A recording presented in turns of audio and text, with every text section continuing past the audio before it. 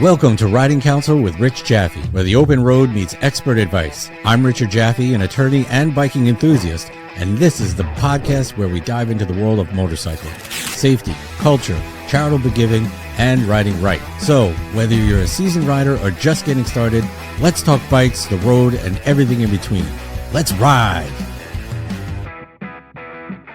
All right. Hello, everyone out in podcast land. Thanks a lot for listening in on the ridingcounsel.com podcast. I am Rich Jaffe, and if this is your first time listening, thank you and welcome. And if it's a repeat visitor that happens to be listening, I appreciate you. Thank you so much. Everyone, please do me a favor. If you like what you hear, please like it, subscribe, share, live it, love it. And this is the ridingcounsel.com podcast. I am Rich Jaffe. I am a personal injury lawyer, and I represent most of the time. I represent people who are injured as a result of the negligence of others, especially when they're riding motorcycles. I am a motorcycle enthusiast, and I'm a podcaster. And I wanted to bring you some really good information today because I get this question a lot. Everybody keeps asking me, what goes into deciding how much I'm going to be charged for insurance on my motorcycle? And there's a bunch of factors and there's a bunch of things that you guys really need to know about the kind of insurance that you should get. And for this reason, I brought a really good friend of mine on the show who is very knowledgeable about this subject. In fact, he's in the business and he's been doing this for quite a while, and he's got a great background, and I want to have him introduce himself. His name is Brad. Brad, how you doing? Thanks so much for coming on. I really appreciate your time coming on. I'm doing great, and I really appreciate you having me on. I do feel like I have a little bit of information to give to everybody about their motorcycle insurance and the proper coverage that you should have and what's important. Well, I appreciate that, and maybe we'll save some people some money out there. Who knows? But tell us who are you? Give us the 411. Who are you? What do you wear? What shoe size? Your blood type? Everything about yourself. Tell us what's going on. So I've been on multiple different sides of the insurance. I worked as a captive agent, which captive meaning that I was an Allstate agent and I only represented Allstate. And then I also worked as an independent agent as well, owning both the agencies. And as an independent, I represented multiple different companies, and I had ultimately seen some changes within the industry that led me to be an independent agent, which we can dive into a little bit more. But I do feel strongly about the fact that insurance is something out there to protect you, and especially with motorcycles. I'm also a Marine Corps veteran, and so that kind of goes hand in hand. A lot of Marine Corps veterans get out there and they're riding and they're doing different things. So it's super important to me for people to make sure that they are protected and that they know what kind of coverage they have. Well, I mean, that's really important. First of all, thank you very much for your service. And I know everybody out there appreciates it too. But that's really important that you come from that mindset because, not everybody is like a gazillionaire, right? And it's not a matter of how much can you spend on an insurance policy. That's the important thing. It's whether or not you have the right kind of coverage and, whether or not you can afford the best coverage possible out there, because some people spend money on things that they're never going to use. They really don't need that kind of coverage in their policy. And other people don't get the kind of coverage that they really need. So, Absolutely. It's a great place for you to talk from. And you mentioned something also really important, like you were a captive, right? I forgot what a captive agent, I think you called it. And I think that means that you only could cut policies from Allstate. But now you can cut policies from so many other different carriers. You could really find people the right kind of coverage, because not every insurance company cuts the same kind of coverage. Am I right on that? Absolutely. And so a captive agent being that I was only representing Allstate at the time. And independent, I could represent, like, I'm here in Georgia, but I think there's a lot of correlations between the biking industry and community across the country. So Right. I think that it's kind of universal. Um, but as an independent agent, I did represent over 40 different carriers. And I think one of the biggest things that people should understand about the insurance industry is that it's extremely cyclical, that you might not always pay the cheapest thing, but you might have the best coverage at that point in time, right? So if you want to go out and shop the cheapest policies, you can, and that's great, but it might not always be like the absolute best coverage. But yes, I uh, most recently worked as an independent agent. Yeah. All right, so let's talk about some of the different types of coverage there is out there for, especially for motorcycles. Mhm. There's different terms out there. It varies by state, and it can get really confusing. So maybe you can help us with some of the different parts of an insurance policy that really we should be looking out for. Absolutely. So I think one of the biggest things for motorcycles is if you think about motorcycles, right? Like, people can be injured riding motorcycles, right? Um, so depending on what state you're in, it can be a PIP or a personal injury protection plan, something that would ultimately cover you if you're personally hurt, right? If you think about it in contrast to a vehicle, most vehicles are not going to cover you in the instance of getting hurt, right? That's going to be your own health insurance. That's going to be different aspects. But personal injury protection is probably one of the most important as a motorcycle rider to carry. All right. Well, I know that also varies by state. So, like for instance, here in New York, if you get a motorcycle, there's no fault coverage, and no fault is kind of like their term for PIP, but it's called something else. It's called MedPay, and you can Okay. get MedPay, but you can't get PIP coverage. So Yeah, you really gotta like people really have to be familiar with the terms of the insurance policy, and so when you hear that term PIP, now hopefully people will know what we're talking about. But certainly, absolutely. if you can get PIP, that's important. Exactly what you're saying. I think it's so important for people to really dive into their coverage with their agent. That's one of the biggest thing about insurance agents is they can sit there and talk to you and really dive into different aspects of what you're going to be covered. So, I mean, while we're on the topic, right? So you have a connection to people who you deal with, right? And I mean, it's not like talking to like this big company. They get to talk to you. And, That's I think that's super important. So let's say somebody wants to get in touch with you. I mean, while we're here, like how would they do that? What do they do? with me personally. Again, the biggest reason that I feel like I can talk about this is because I just recently have left the insurance industry and I've kind of pursued um, serving within the veteran community. So I spent 10 years as 7 years as an Allstate agent and 10 years, no, excuse me, 3 years as an independent agent.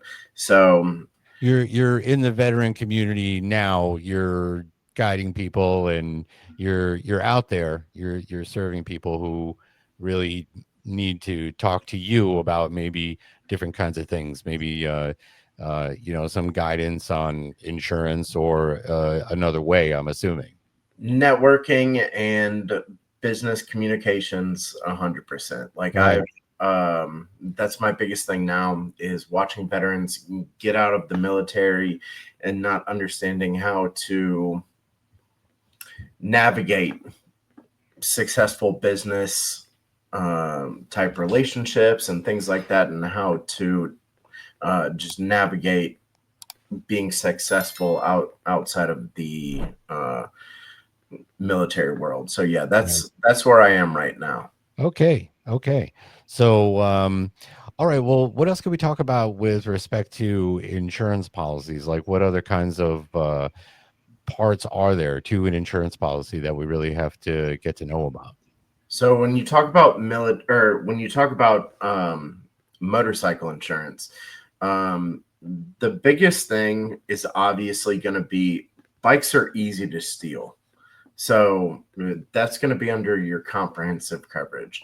And when you look at motorcycle insurance as a whole, it's not super expensive, right? Like you're going to pay more for your car than you are for your motorcycle. So as you and I had kind of talked about previously, there is different ways to lower your insurance premiums. One of them could be a higher deductible, but the biggest thing that you need to be aware of is making sure that you have comprehensive coverage. So, comprehensive covers you in case your bike is stolen. I guess that's what it is. Comprehensive is going to include that for Yeah. sure. Yeah. So that sounds like another really important part to have on when you're buying a policy. That's certainly something that you want to consider. Um, but you also mentioned there that there's ways to save. I mean, surely there's military discounts. There must be some companies giving military discounts out there. There are military discounts. They're not always like super substantial. As I said, the insurance industry is super cyclical. So it's important for people to try and bundle everything together if they can. And you got to see like the savings on your home or your auto, and still bundle your motorcycle insurance might go up by $15 or you know 15% a year, but it's important to keep it all together. Bundling Mhm. is the most important aspect. Okay. And when we're talking about, collision coverage or like property damage, I guess the I mean the deductible sounds like a good place to start saving because I'm sure you could choose between like even a zero deductible or 500 or 1,000 or even 2,000. I mean, look, I don't want anybody to ever get into an accident, but the chances of you getting into an accident certainly are small when compared to when you go out there, and not getting into an accident. So maybe, hiking up your deductible might be a good way to save some money. Your deductible is definitely a great place to start, but people also have to realize that a Kawasaki and a Harley are going to have different premiums, Hmm. right? It Hmm. costs different amount to fix those kind of bikes, right? Right. If you're riding a street bike, that's going to be a different premium than say just. I think you're a Harley rider. You said right? I am. I do ride a Harley. Got a road glide, 24 road glide. Okay. Yeah. So I mean, and your Harleys are going to be different than a Hayabusa, but Right. uh, it's obviously going to cost more to fix a Harley than Yeah. it is a Vulcan, you know? So what about where somebody garages the motorcycle? Does that play a role in determining how much an insurance company will charge you for a policy? Big time, Yeah. honestly. If you can show that it's garage kept, again, with motorcycles, that's one of the biggest parts of your insurance is that they can be stolen so easily. So if you can show that it's garage kept, most insurance companies will provide a discount for that. Hmm. But what about different parts of the country? For instance, let's say, I don't know, let's say I live in South Dakota, right? So it's easy for me to go to Sturgis. But let's say I live in South Dakota as opposed to New York, where I am, Long Island, pretty popular. I mean, Right. I can only imagine that the rates are going to be a little different there, right? Absolutely. So again, I'm in Atlanta, which Atlanta has one of the most notoriously high insurance rates for any vehicle in the Southeast. Um, it's definitely going to be a consideration in where you live. Um, I can't speak to South Dakota, but I would be willing to bet that their insurance rates are going to be cheaper than mine in Atlanta. Yeah, a little less popular out there, like not too crowded out Yeah, there in only that 1 week state. a year.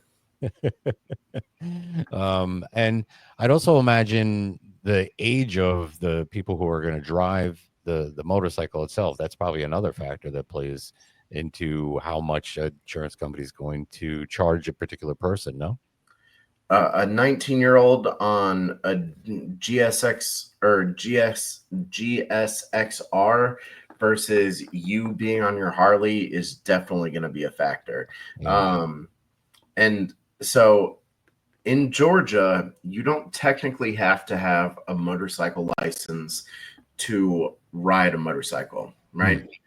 You you just have to have a driver's license. But if you do the certification and the safety courses, that's going to be a huge factor in what you ultimately pay. Hmm. Hmm. Well, I mean, we're really getting into the factors that decide how much it is, right? So, while we're here, why don't we talk about instances where somebody's had a prior accident or some sort of speeding violation? Insurance companies always seem to find out about these things. How do they do that? How do they know? My biggest recommendation for that is honestly, don't rock the boat. I mean, and I I say that in the best way that I possibly can, but don't rock the boat. Like, don't. In most insurance companies are only going to check if you ask them to check, Hmm. right? So, um, they're going to run your motor vehicle report if you go out and buy a new bike or you go out and do something different. Um, but most of the time, you're absolutely right that if they have no reason to check, then they won't. Yeah. I don't know. I wish that was true because, well, look, I have some friends, let's just say that they always complain to me about their rates, and they're like, I got this speeding ticket, and now my insurance company's, hiked up my rates, and they seem to do it automatically. I don't know. Maybe they have some sort of internet connection right into the Department of Motor Vehicles that they get notified about speeding violations because, that's just crazy. It like happens so fast. I mean, no one's going to tell their insurance company that they got caught speeding, but somehow it seems to happen. So I know for us, it's only if you know you bring something up, or Hmm. with most companies, they will do audits from time to time, and You try not to come out. I mean, look, some things you got to tell them, but other things we don't really want to come out and actually tell them, "Hey, I got caught speeding, by the way." right. But no, speeding tickets are absolutely gonna they can affect your rates, Yeah. and I mean that's ultimately the biggest thing is I Mhm. think people need to understand that, like, yes, like I've been on motorcycles, I've done faster speeds than probably would be recommended, but you got to be safe as well. Yeah. Yeah. So, um, does the experience that somebody might have riding motorcycles throughout the years, does that play into some sort of factoring when insurance companies are deciding rates? The same way it does with cars. If you're 40 years old versus 19 years old, honestly, your premium is going to be different. Hmm. And what about, you know, some people say that they get married and the rates go down and they're really happy about that. It's like a big thing when you get married. What do you think the thinking is about married people getting better rates than single people? I think ultimately it shows a little bit of responsibility in ultimately getting married. And that's kind of just a personal belief of mine. But I think that it shows a little bit of responsibility and ultimately, Maybe thinking about something different than speeding down the highway. Maybe you have a family at home. Maybe you're just going to be thinking more responsibly. Maybe you're calming down and you don't have any wild oats to sow. yeah, like I said, I've been on both sides because as a Marine, Like I was there at that point in time, and I know personally that I would insure myself for much less now as a 40-year-old with three daughters married versus when I was 22 in the Marine Corps. Yeah. Yeah. So, a lot of our listeners are in motorcycle clubs or Mhm. different kinds of associations, and some some insurance companies offer discounts, I think, in bulk, right? They'll say, okay, anybody that's a member of this association, you get like a 5 or 10% discount or something like that. But does somehow being part of a particular association or club, does that play any kind of role in deciding how much these insurance companies they charge you for an insurance policy? It can definitely, like you had said before, there's some of those veteran discounts, and it could be the American Legion. The American Legion, I believe, has a motorcycle discount. Um, so definitely, like some of those clubs do get a discount for sure. I don't know exactly which ones off the top of my head, honestly. And you know what we actually haven't talked about is if you take some sort of defensive driving course or a rider safety course, it could be worth your while to take these because you may have to pay for the course, but it's going to probably save you some more on the insurance policy, right? Definitely. It's going to save you in the long run. And again, when you talk about motorcycle insurance, it's going to traditionally be about 30% of what your overall um, automobile insurance is. Hmm. So when you look at the savings over the long run, it's definitely going to make sense to do something like that. Yeah, yeah. Well, there's also something I wanted to talk about, and somebody I know ran into this situation. They had a nice Harley Davidson. It was a road glide like mine, and it was packed full of stuff. Like they had they had an HBI exhaust on there. They had some beautiful custom foot pegs, and they did all kinds of things to their fender, and it was amazing, right? It looked amazing. It was a beautiful bike. It must have been $10,000 worth of stuff that the guy put Right. into it, along with a stereo and everything like that. And then the guy got into an accident, unfortunately, and the bike was pretty much destroyed. And when the insurance company went to pay him, they said, "Okay, well, we're going to pay you the value of the bike. Right. We're going to pay you, but all the stuff that you put on, that's really not covered. It's only covered for like $2 or $3,000 because that's what your policy says." And he was surprised, and after hearing this, I was a little surprised too. So, if you put modifications on your bike and it costs a lot of money, is that like a rider or something that you have to get, or what's It's going on it's there? How do you protect yourself? it definitely is a rider, but that again is where the personal insurance agent comes into play, right? Talk to them and figure out like where the best place for you to place your bike coverage is. I'm not throwing names out there like as far as who the best is, but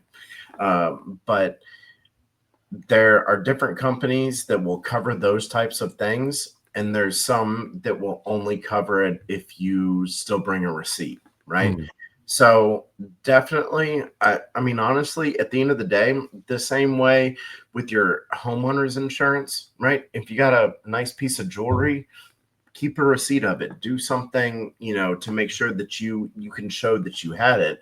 But yeah, it's important for you to talk about those things with your insurance agent. And another thing I really wanted to touch on was how insurance not only protects your property, but it also protects you in case, like, look, if you get hit on a motorcycle, and I don't want this to happen to anybody, but you're probably going to go down, right? You're probably going to crash and you're going to go down. And one of the last things that you're going to see is the car that hit you driving away. Mhm. But you're probably not going to be able to get the license plate. And if they run, then you're left with pretty much nobody to sue. And in those cases, I think there's a part of the insurance that will cover you. It's called underinsurance. And correct me if I'm wrong here, or So uninsured also. And uninsured and underinsured, exactly yeah, what you're saying, right. is definitely something that you should be aware of. I don't know how New York is, but in the state of Georgia, it's not required. But on a bike, it's outside of the PIP or the MedPay. It's one of the most important pieces that. And again, when you look at the total cost associated with it, it is negligible in what your overall premium is. Mhm. Mhm. So it's definitely something that if you're on a bike, you should take a look at, because it is going to pay for if somebody hits you and they're either driving at state minimums, right? Which in Georgia is 25,000, right? So if you ultimately think about it, if somebody hits you at $25,000, right, that's only going to pay up to 25,000, obviously. But the ambulance ride alone is going to get you up there to that. And if you need, heaven forbid, a surgery or anything, like, you're going to very well exceed that. So it's important for you to have underinsured or uninsured motorists. Okay. And what I think the message I hear, or the important takeaway is here, look, we're not saying to break the bank and get the most expensive policy out there, but get as much as you can afford, especially when it comes to underinsurance, because that kind of coverage is important to you, and maybe not as important as something like a low deductible. So if you're talking about spending, if you have a higher deductible and that saves you some money, take that saved money and spend it more towards the uninsured slash underinsured, because you really need that protection in case some wacko hits you and they don't have any insurance, or you don't know who it is, or they have the state minimums. Absolutely. I think when you consider the factors in you putting your safety and your health versus the cost of a deductible on your bike, it's clear which one you should maybe spend a little bit more on.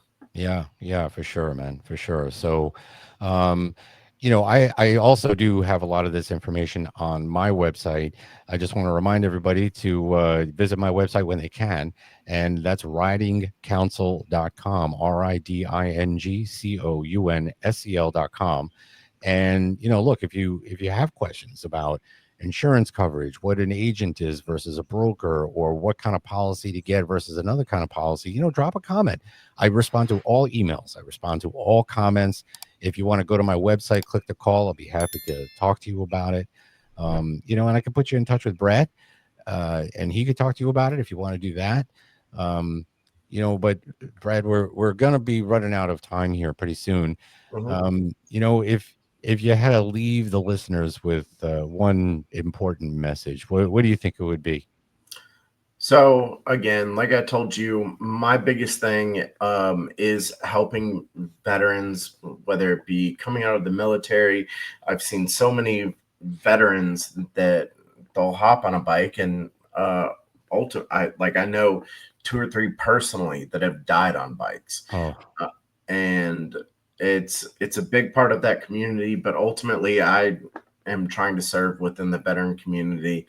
I am um, working with a couple other veterans where we're doing something called Pop Smoke Pod. It's just kind of something that we're doing to kind of build awareness, and it's a huge thing for us right now. So if you wanted to find us on anything, you could find us on YouTube at Pop Smoke Pod, on Spotify at Pop Smoke Pod. But yeah, my biggest thing is trying to help veterans right now.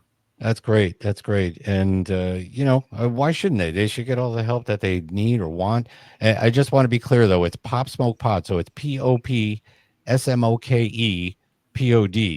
Yeah, POD.com. it's not POTSMOK. No, it's Pop Smoke, which if you're a veteran, or I mean, It's you pod kind of, like podcast. yeah, pod, yeah. Uh, Pop Smoke Pod. Yep. And again, our biggest thing is, like, we've been through the struggles. We're your everyday combat veterans. We all deployed and we've been there, and, have kind of come out the other side. Now, again, myself, 40 years old with 3 kids. Like I've been through the struggles. I've done that. So yeah, we're just trying to make sure that the other veterans out there can kind of do the same thing. That's great. That's great. So I'm sure they really appreciate it. But that looks like all the time we're about to have. So I just wanted to thank everybody out there for listening, and I hope you got a lot of information out here. I want to thank Brad for coming on the show. Really informative, a lot of points that we hit, especially for veterans and especially for people trying to save money and really wanted to know what kind of insurance to get and maybe what they could skip over. But if you need me, if you need Brad, just hit me up with a comment below, like, subscribe, share.